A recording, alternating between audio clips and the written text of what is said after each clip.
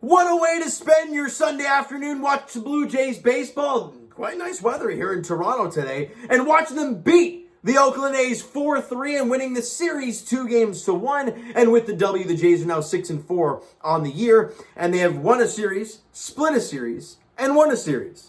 So a pretty good start to the season. I would arguably say the Jays really haven't played their best baseball. So that's a sign of things to come for the Toronto Blue Jays. Obviously, an upcoming stretch where they play some ridiculously good teams a lot. We'll get to that shortly, though. Before we even get to the game, though, we got to talk about Buck Martinez. And we obviously, a lot of us, if you don't know, before the game, we hear that Buck Martinez is about to go in his last game, broadcast his last game for a little while as he's battling cancer. So he's going to be battling that, and he's going to beat it. Buck's going to beat it, and he'll be back in the booth at some point soon.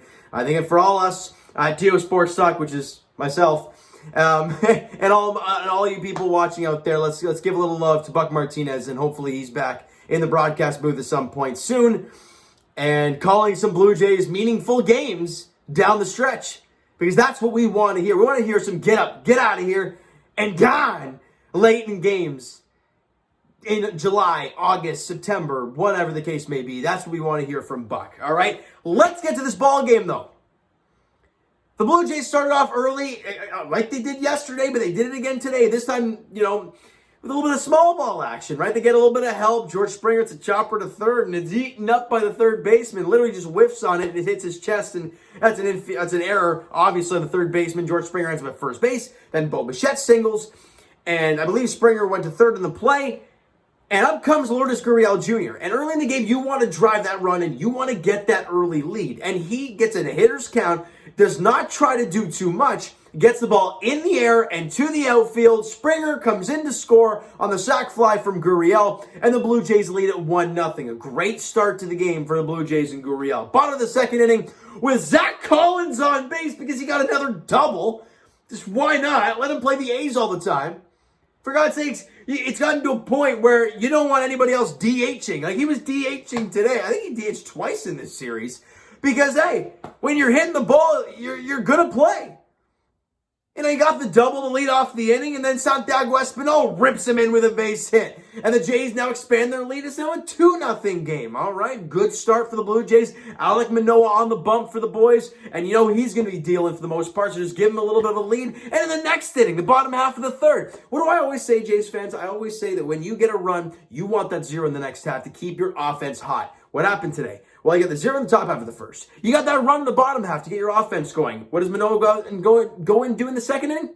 Gets out of it, no problem. We go to the bottom of the second. They score another run. What happens in the top of the third? It's a zero for Alek Manoah. What happens in the bottom of the third? Matt Chapman rips an RBI single, scoring Lourdes Gurriel Jr.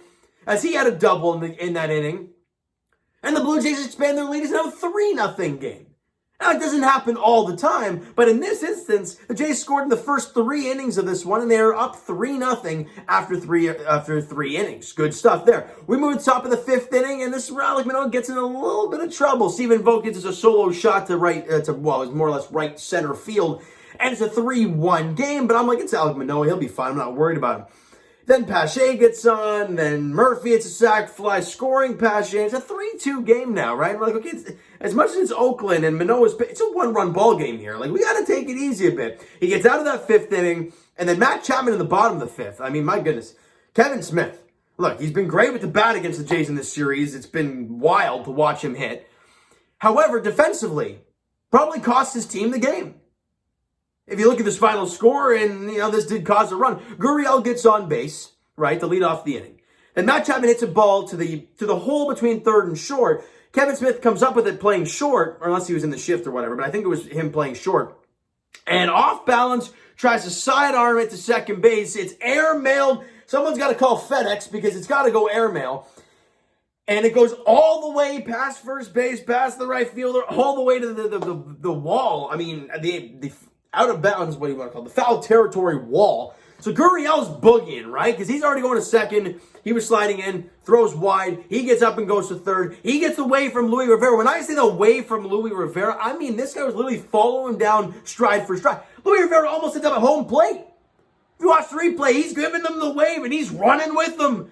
And Gurriel ends up being safe at the plate after sliding in. And the Jays expand their lead as Chapman ends up at third base on the play, and and Gurriel scores, getting one of those runs back, and we can breathe a little bit. The Jays now lead it 4-2. All right, good stuff. Now, the team's got to be a little bit better offensively, though. I think we can all agree on that, because in that inning, Chapman was at third. Nobody out. And he didn't cross. Now, yeah, you're still up by 2 and you got the 1 run.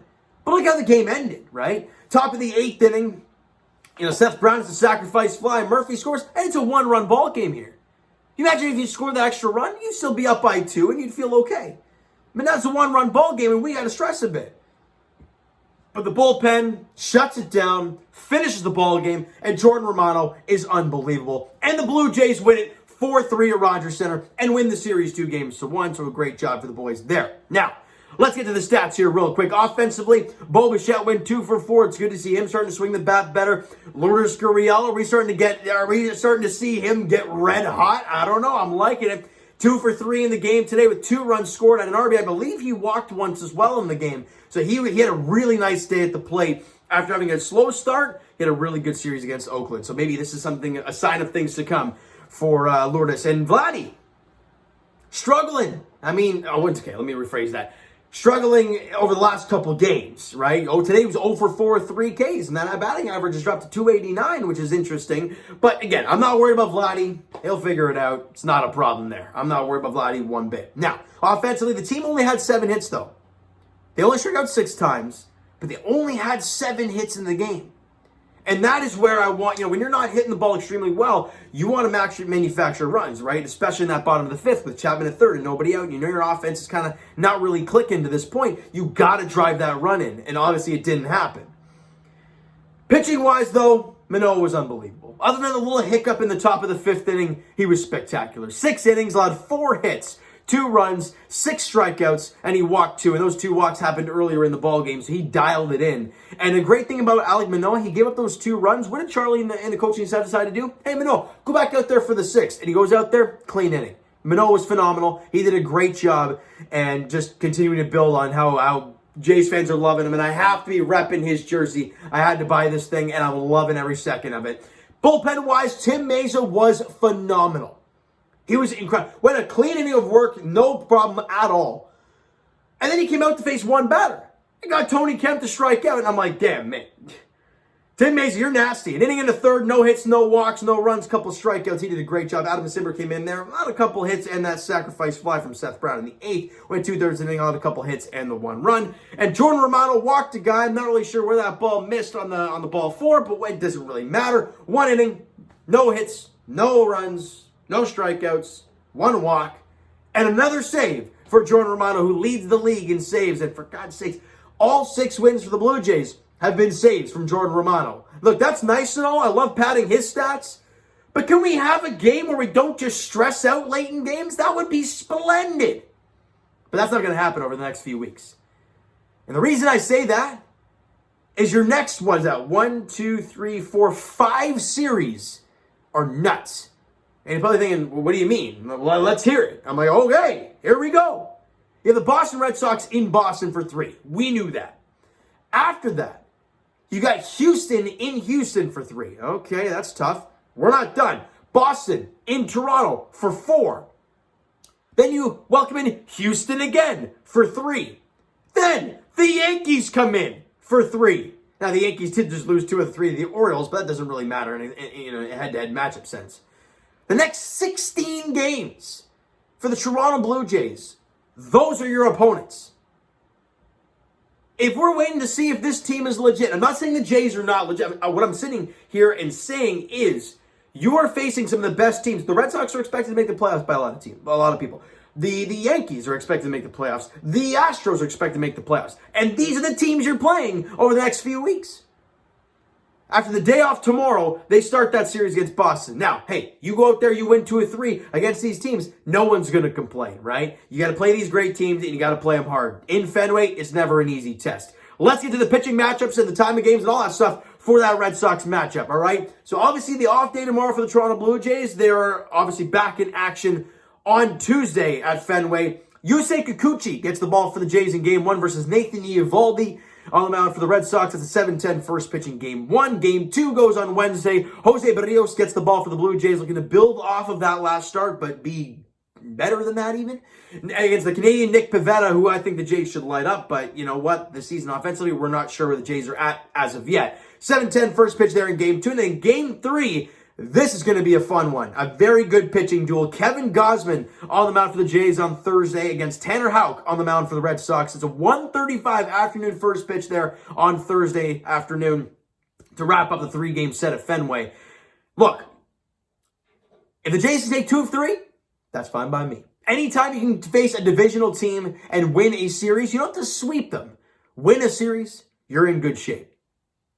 And yeah, we can look at those next 16 games and say, wow, that's really daunting. But you know what these Jays players are looking forward to? Tuesday. And they're already looking at film against Nathan Eovaldi. They don't care about the next 16 games. One game at a time. And that next game is Tuesday. Yusei Kikucki, Nathan Eovaldi, 7-10 first pitch at Fenway Park. As the Blue Jays look to start their, schedule at Fenway off in the right foot. It's going to be a tough one, though.